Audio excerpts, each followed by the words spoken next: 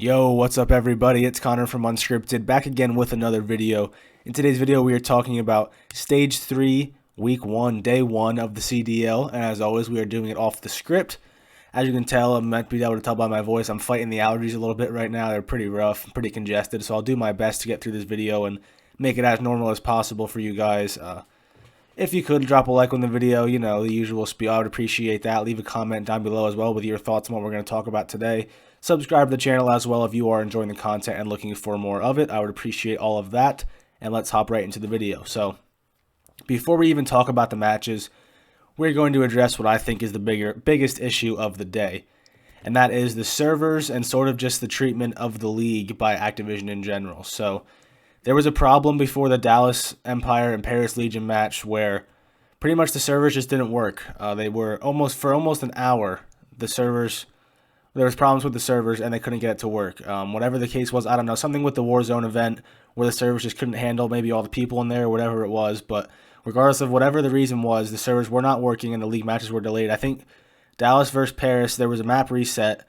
So the actual first match after it was reset once started after 4 o'clock Eastern when it was supposed to start at 3 o'clock Eastern. So that was obviously very frustrating. I'm sure for the UK fans even more frustrating because the matches already start late for them and then they wait over an hour for servers to get straightened out. We'll see what some of the pros have to say about this. Envoy says, he wasn't talking about the match, he was talking about his scrims, but he said, so back-to-back days, one of our scrims has been chalked because somehow the Warzone update is messing with our 60 Hz Cold War servers. What a joke. I think somewhere, Scraps replied down here and said the Dallas boys can't even get on the servers because of it, Dill. Ha ha ha ha. So that tells us why the matches were delayed. Dallas could not get on the servers because something with the Warzone update, the servers were not working. Very frustrating. Octane says the same thing. I don't care about Warzone. Let me on the Cold War servers, please. Like, the pros are frustrated and they should be frustrated. This is when you just account for the buy-in of each team, 12 teams, 25 million, it's at least a $300 million league just in terms of buy-ins. And they can't even get the little bit of courtesy of making sure their servers work on the day of their league matches because of the Warzone update, which is a completely different game. So I totally understand the frustration of the players here for sure. It brings us to a bigger issue. I think the big issue here is sort of how the league is not treated like a priority by Activision, and I understand the players being frustrated by that. So like I said, it's a multi-$100 million league, and they can't even make sure their servers work on the day of their league matches. But it goes beyond that too. So you noticed on the stream, if you watched it, you noticed how they were making all the 80s references. They were dressed funny. They were doing all these throwback references and catchphrases, whatever else, referencing, I guess the Warzone update Verdansk is now in 1984. So they were acting like it was the 80s. So they were pretty much advertising the Warzone update on the league play, on the Call of Duty League stream. They were advertising for Warzone, which at one point on Twitch today had well over 1 million views. I want to say like 1.7 million views at one point. I could be wrong, but it was well over 1 million. And these league matches, when they first started, the Dallas Empire series had around 17,000. So if they care at all about the league, which I want to think Activision does care about the league. It's a big league. It could be a big moneymaker for them if they would advertise it a little bit. They could have done the opposite. I mean, they still could have advertised the Warzone event on the Cold War stream, but they definitely could have advertised the league and the league matches and the mainstream, whatever else you want to advertise. Something about the league could have been done on Warzone as well, because just think about how many eyes were on there. Like I said, 1 point something million versus a couple tens of thousands. It just doesn't make sense to me. It feels like a slap in the face to the players. It's clear that Warzone's the priority right now, which whatever. If that's the way it's going to be, that's the way it's going to be. That is the bigger moneymaker for Activision, I'm sure. So I get why it's their focus, but I definitely also understand why the pros are frustrated with all of this. So it's definitely frustrating. I mean, you'd like to see the big league get a little bit of recognition from the company running it and sort of trying to promote it a little better. It kind of feels to me like, I was talking about this on Reddit the other day, it kind of feels to me like the league should be advertising these teams and promoting them. It should not be the team's responsibility to promote themselves. They should just be focused on their gameplay. But unfortunately, the league puts them in a situation where they have to promote themselves because the league is not doing it. So if these teams want more eyes on them, it's up to them because clearly Activision is focused more on Warzone than the league. That's just the way it is. It's really unfortunate. So I just want to talk about that a little bit before we get into the matches because it was kind of the big story of the day. The matches were important, but the whole server problem and just the overlying reasons for that were kind of frustrating a lot of viewers for sure and a lot of pros as well. Finally, we will hop into the matches. So after a reset, we finally got game 1 of Hardpoint on Garrison between the Empire and the Legion. And the Legion came out and smoked them. The new look Legion, they played really, really well. Scraps plus 12, Classic plus 11. Classic played really well this map. Scraps had the better numbers, but Classic played amazing. And you see on the side of Dallas, all red. They didn't stand a chance in this. They really got blown out of the water. Now, when the map reset, I think it was 63 to 60 in favor of Dallas. So it was like a really close map through about 3 hills or whatever it was. And then after the reset, Paris just came out and ran away with it. They took the pretty big lead, and you thought, okay, this new look Paris, Dallas is struggling. This could be an interesting series. But then search on Express, Dallas comes out and smokes them 6-0. Crim goes 10-0, just dominates them.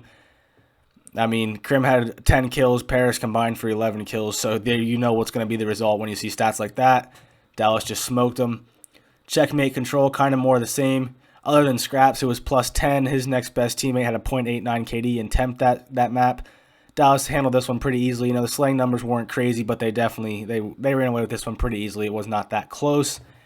And then finally, the hard point again on Checkmate.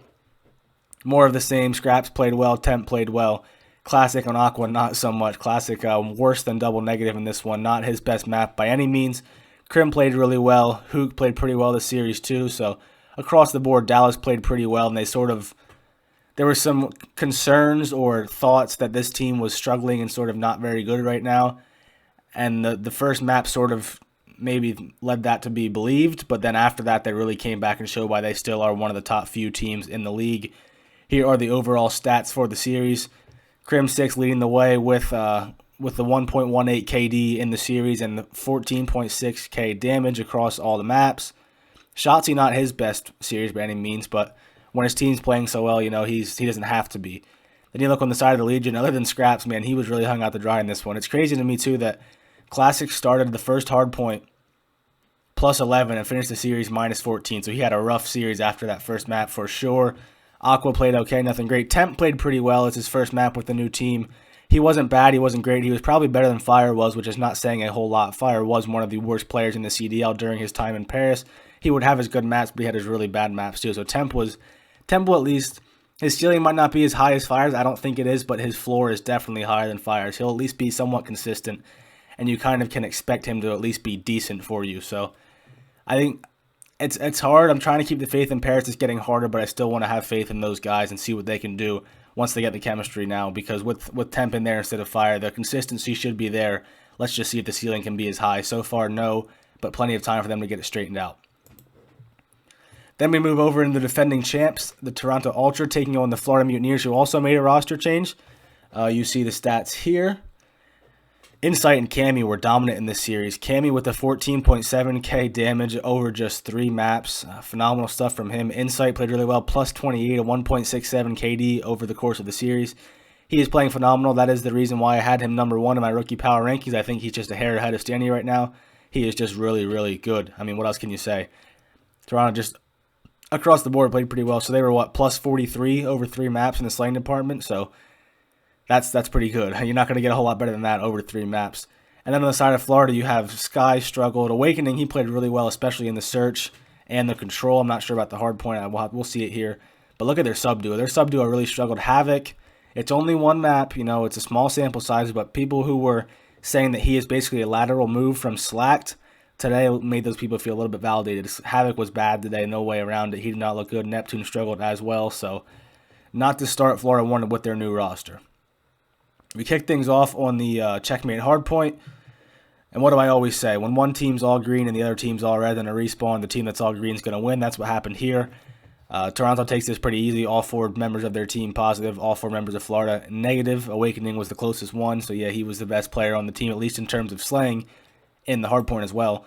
The Express Search and Destroy was a really good map, sort of back and forth. Each team's taking some rounds. Awakening, he was going big. It seemed like he was left in a 1v3 or a 1v2 every single round, and he made some of them work, and some of them obviously didn't work, but he played well. He was about the only one who played well on his team. Havoc, again, 4-11. It seemed like he was getting first-blooded so much, and just a lot of times he was losing the opening battle that he should have won, I thought he was getting first shot and still losing a lot of his gunfights, so he was definitely rusty.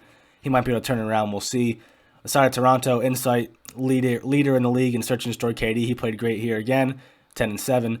Cammy, 13-7. He played phenomenal as well. And I mean, look at the damage. All the players of Toronto over 1,800 damage. That's impressive stuff. They were really spreading the love out in this one, and everybody was getting involved. And had a big round 11 clutch win. So, and the round 11, they probably should have lost it too. They did not. It was not a good setup for them at first, but they got the break and made it work.